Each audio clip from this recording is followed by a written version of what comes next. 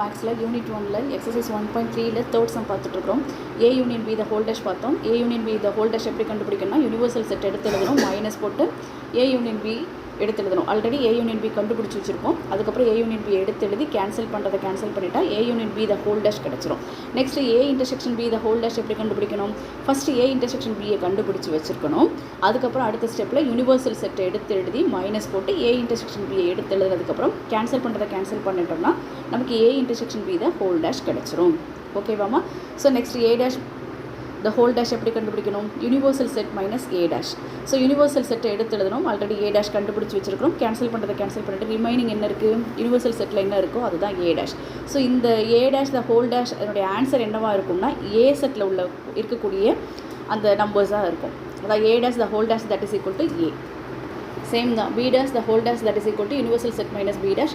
so cancel பண்ணுறதை cancel பண்ணிவிட்டு universal